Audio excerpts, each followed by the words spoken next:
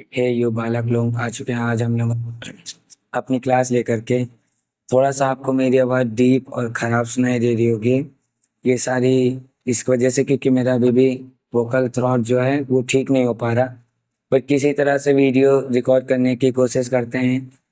हम लोगों की जो क्लास 12 की बायोलॉजी की पहली क्लास थी उसमें हम लोगों ने चैप्टर का एनालिसिस किया था और चैप्टर 1 पुष्पीय पौधों में लैंगिक जनन के बारे में थोड़ा सा इंट्रोडक्शन ले लिया था, ठीक है ना। अब हम लोगों का जो चैप्टर है पुष्पीय पौधों में लैंगिक जनन, रिप्रोडक्शन इन फ्लावरिंग प्लांट्स। आज हम लोग ये चैप्टर अपना शुरुआत कर देंगे, ठीक है। ये हम लोगों के वीडियो का पार्ट 1 होने वाला है। इसमें हम लोग पुष्प की संरचना और आगे पुंकेसर के बारे में पढ़ेंगे, ठीक है ना। देखो, मैं आपको थोड़ा सा एक बार बता दे रहा हूँ। जो कोई भी पौधा होता है, कोई भी पौधे कोई भी पौधा होता है, हर पौधे में हर पौधे में जो जनन की क्रिया होती है, ठीक है, जनन की क्रिया वो सदैव होती है कहाँ? उसके पुष्प में, यानी कि फूल, यानी कि फ्लावर में, ठीक है ना। ना तना, न पत्ती, न जड़, कोई भी अंग जनन नहीं करता पौधों में, ठीक है। अगर तने द्वारा पौधे लगाए जा रहे हैं तो उसे हम लोग लैंगिक जनन नहीं कहते, वो हमारा अलैंगिक जनन के अंतर्गत कायिक प्रवर्धन में आता है। इसका आप लोग क्लास 10th में पढ़ चुके होंगे। चलो देखो,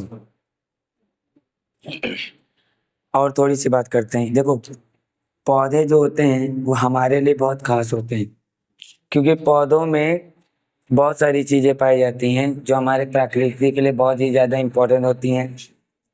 पौधों में जो पुष्प होता है वो पुष्प ही होता है लोगों को, या आप कह सकते हो जीवों को लुभाने के लिए, लुभाने के लिए लुभाने के लिए का अर्थ होता है,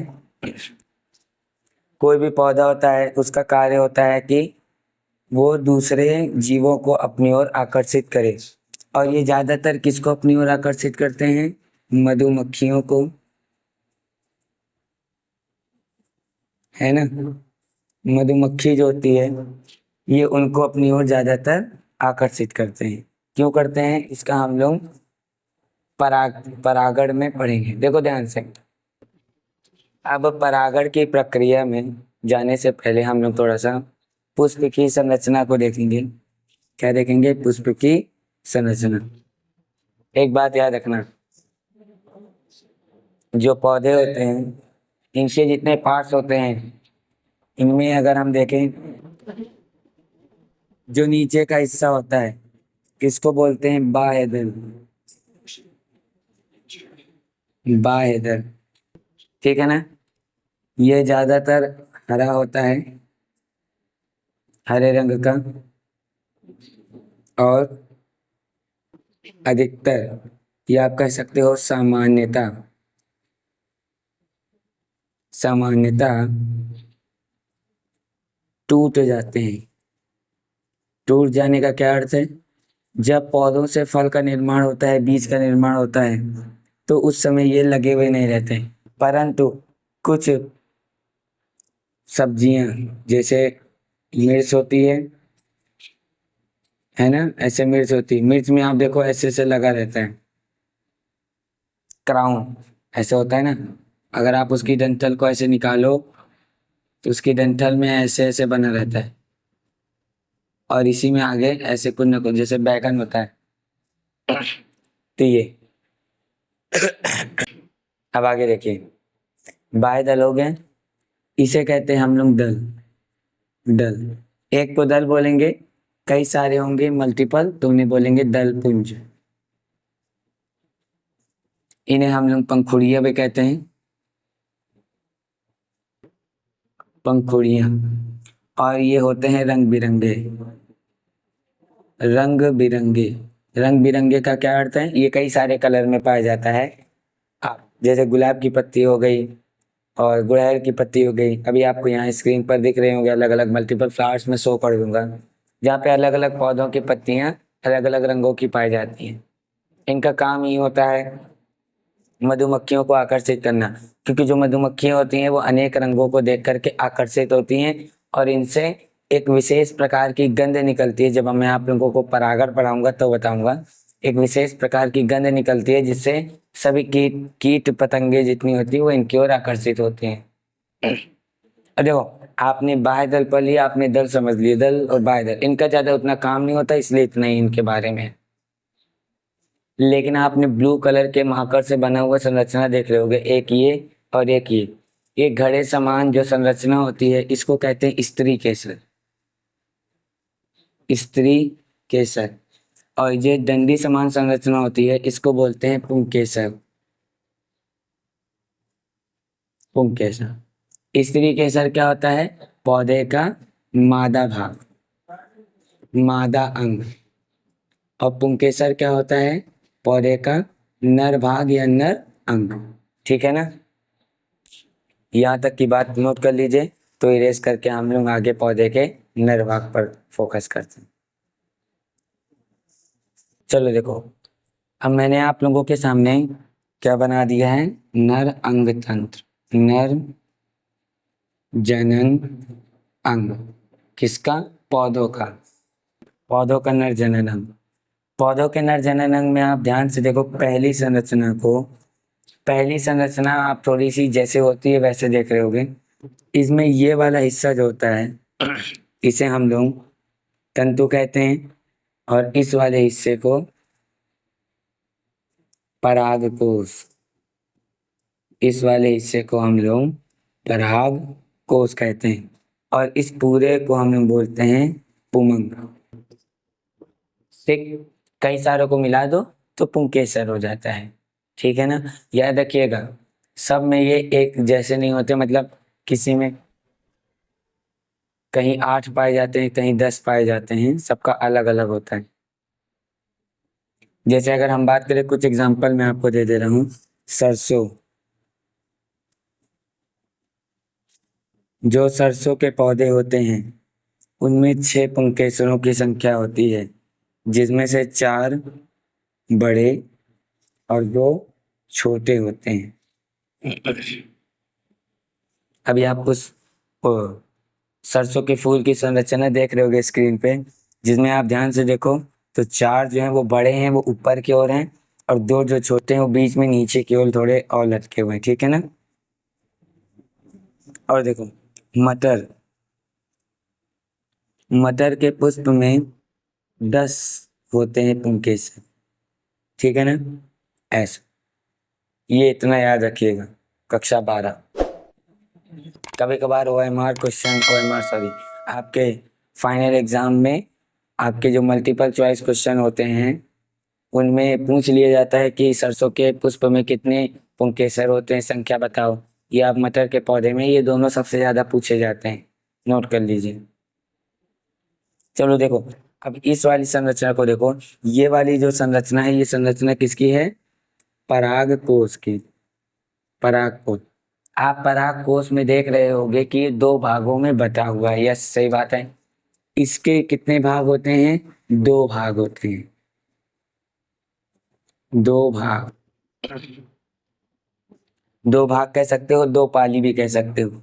2 पालियों में बटा रहता है, और 2 पालियों में जो बटा रहता है, इन 2 पालियों में 2-2 धानियां होती हैं जिन्हें हम लोग परागधानी कहते हैं। अगर आप ध्यान से देखो तो ये क्या है? परागधानी। ये क्या है इनकी? परागधानी। परागकोश के अंदर परागधानी होती है। ठीक है ना? इसी परागधानी में पराग पुटिकाएं बनती हैं, और पराग पुटिकाओं के अंदर ही परागकण का निर्माण होता है। आगे देखो, तो टोटल परागधानियां कितनी हो गई? 4। 4 परागधानियां आपके एक पौधे के एक पुंकेसर में टोटल 4 परागधानियां होती हैं। इन 4 परागधानियों को 2 बराबर भागों में बांटा जाता है। अब वीडियो गेम का कंसोल होता है, इनकी संरचना भी थोड़ी सी वैसी ही दिखती है। इसे नोट कर लीजिए तो आगे बढ़ा जाए। के कंसोल की तरह दिखते हैं। अब इनके बाह्य जो होती है, अच्छा इसको पूरे को हम लोग बोलते हैं लघु बीजाणु धानी। इसको हम लोग क्या बोलते हैं? लघु बीजाणु धानी। ठीक है ना, इसे हम लोग बोलते हैं लघु बीजाणु धानी। अब लघु बीजाणु धानी की जो बाह्य परत होती है ये वाली, इसको हम लोग बोलते हैं बाह्य त्वचा। बाह्य त्वचा इंग्लिश में इसको बोली जाती है एपिडर्मिस। क्या बोली जाती है? एपिडर्मिस। अब बाह्य त्वचा के मध्य बहुत सारी ऐसी कोशिकाओं की संरचना पाई जाती है।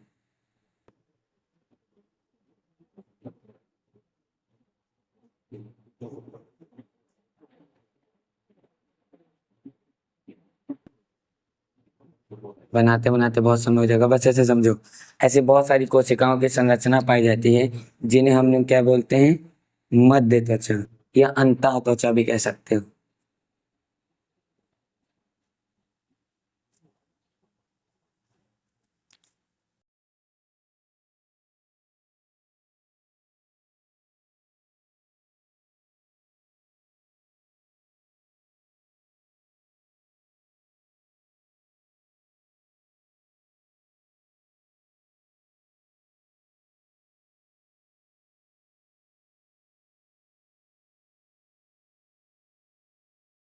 इन्हें हम लोग क्या बोलते हैं? मध्य त्वचा। अब मध्य त्वचा के बाद इनके अंदर जो एक और इसी के और अंदर संरचना ऐसे होती है, वो भी कोशिकाओं की बनी होती है, ऐसे ऐसे ऐसे ऐसे। इन्हें हम लोग बोलते हैं अंतः त्वचा, अंतस त्वचा या फिर इंडोडर्मिस।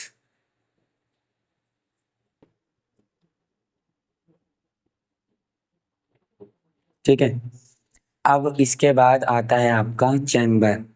मैंने आपको कितने बताए? कितने चैम्बर होते हैं टोटल? 4। 4 चैम्बर होते हैं।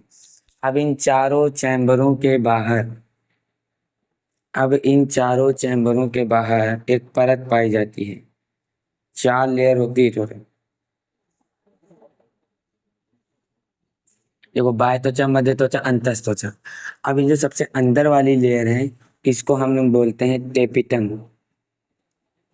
और ये वही लेयर होती है टेपिटम जो परागधानी के, यानी कि ये परागधानी, इंग्लिश में क्या बोल सकते हैं? Pollen chamber. पॉलन चैम्बर के सबसे नजदीक कौन सी परत होती है? टेपिटम होती है। टेपिटम का काम क्या होता है? देखो, पहली बात तो सबसे नजदीक होती है, ठीक है ना, तो आवरण का काम करती है। और दूसरा इसका काम होता है जब परागधानी के अंदर पराग कण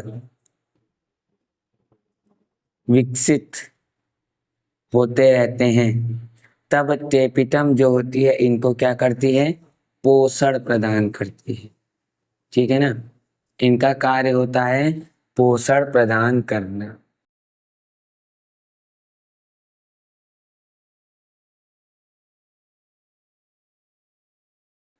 ठीक है, समझ में आ गया ये बात? अब देखो, परागधानी के ही अंदर परागधानी के ही अंदर ऐसी जालीनुमा संरचना पाई जाती है। जी, इस जालीनुमा संरचना जो परागधानी के अंदर बने, इसको हम लोग बोलते हैं पराग पुटिका। पराग पुटिका यानी कि पॉलन सैक। और इसी पराग पुटिका के अंदर निर्माण होता है हमारे पराग कण का, यानी कि पॉलन ग्रेन। क्या पढ़ा अभी आपने? आपने पढ़ा कि लघु बीजाणुधानी के अंदर सबसे बाह्य त्वचा को बोलते हैं एपिडर्मिस, फिर उसके बाद मध्य त्वचा आती है, फिर उसके बाद इंडोडर्मिस आती है। इंडोडर्मिस के सबसे अंतस्थ त्वचा जो होती है वो होती है टेपिटम।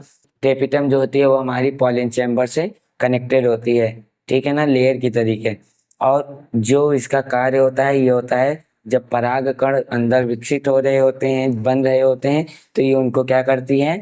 पोषण प्रदान करती है। जल, खनिज, ये सारी चीजें, ठीक है ना, जितने भी विटामिन की चीजें, जल चाहिए होता है, पोषण चाहिए होता है, खनिज पाए हुए होता है, ये सारी चीजें टेपिटम प्रोवाइड करता है परागकण को। अब हमने पढ़ा कि परागधानी के अंदर ही परागकण बनते हैं, लेकिन परागधानी के अंदर ऐसी जालीनुमा संरचना पाई जाती जिसे हम लोग पराग पुटिका यानी कि पॉलन सैक कहते हैं। इन्हीं पॉलन सैक के अंदर परागकणों का निर्माण होता है। जैसे पाउडर नहीं छिड़कते हैं, पाउडर में देखो छेद छेद होता है, या आप नमक छिड़कते हो खाने में तो नमक की जो डिब्बी होती है उसमें ऊपर बहुत सारे छेद होते हैं, आप उससे नमक छिड़क के नमक के एक एक दाने गिरते हैं। वैसे ही हमारे इसमें से चैम्बर में छेद छेद टाइप का होता है। एक बात याद रखना, इनमें से छेद छेद से नहीं गिरते, जब ये बहुत सारे भर जाते हैं, ओवर हो जाते हैं ना, तो यहाँ से लीकेज करके बाहर आने लगते हैं। फिर बाद में क्या होता है, लघु बीजाणुधानी का कोई हिस्सा एक फट जाता है, और फटने के बाद ये उसमें से गिरते हैं, ठीक है ना, ये होता है। निकलते नहीं है एक भी ये इसमें से। पॉलन लघु बीजाणुधानी यानी परागकोश को फाड़ करके उसमें से तो निकलते हैं। इतना नोट कर लीजिए, फिर आगे बढ़ा जाए।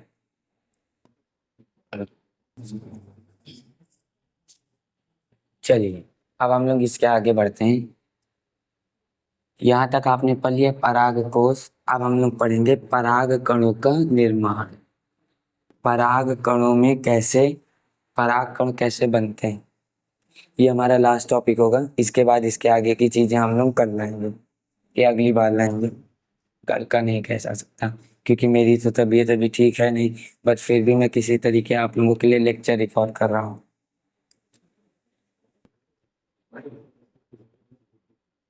पराग कणों का निर्माण। अब देखो किसी भी पौधे में पराग कणों का निर्माण कैसे होता है।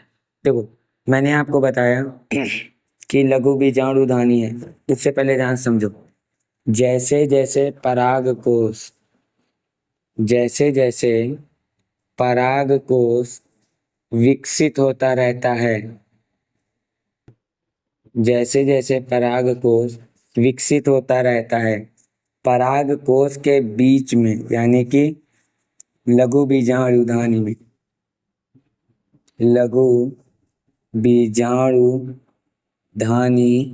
के मध्य, एकदम बीचों बीच, बीचों बीच जो आप लोगों को मैंने बताया ना 4 चैम्बर होते हैं, उन 4 चैम्बर के एकदम बीचों बीच क्या होती है, बीचों बीच होती है लघु बीजाणु जन कोशिका। क्या होती है? लघु बीजाणुजन कोशिका। अब देखो ये लघु बीजाणु कोशिका जब पराग कोश हमारा विकसित कर रहा होता है, उसी समय लघु बीजाणुजन कोशिका जो होती है वो क्या करती है, अर्धसूत्री विभाजन। आप लोगों ने कक्षा 11 में अर्धसूत्री विभाजन पढ़ा होगा। अर्धसूत्री विभाजन करके ये 4 कोशिकाओं का, 4 कोशिका का निर्माण करती है। 4 किसका निर्माण करती है? 4 कोशिकाओं का निर्माण करती है। 4 कोशिका में से 3 कोशिका मृत या फिर अविकसित रह जाती है, क्योंकि इनके पास ऐसा इनके जेनेटिक्स में होता है जिनमें से एक ही बच पाती है, बाकी सारी की सारी या तो मृत हो जाएंगी या तो अविकसित रह जाएंगी, या फिर उनमें विभाजन करने की क्षमता ही जो होती है वो खत्म हो जाएगी। केवल एक जो कोशिका बचती है उसको हम लोग बोलते हैं सक्षम कोशिका। सक्षम कोशिका। एक जो लघु बीजाणु जन कोशिका के सक्षम कोशिका बचती है, वही आगे चल करके फिर से अर्धसूत्री विभाजन करती है। ठीक है, फिर से अर्धसूत्री विभाजन करती है और अर्धसूत्री विभाजन द्वारा ये बाद में 4 कोशिकाओं का, इंग्लिश में लिख दे रहे हैं, 4 कोशिकाओं का निर्माण कर देती है और निर्माण करके क्या बनाती है, चतुष्ट यानी कि टेट्रैड्स, टेट्रैड्स का निर्माण करती है। चतुष्ट, चतुष्ट का मतलब क्या होता है, चतुष्ट का मतलब 4 कोशिकाओं का समूह, 4 कोशिकाओं का समूह यानी कि टेट्रैड्स, यानी कि ऐसे देखो,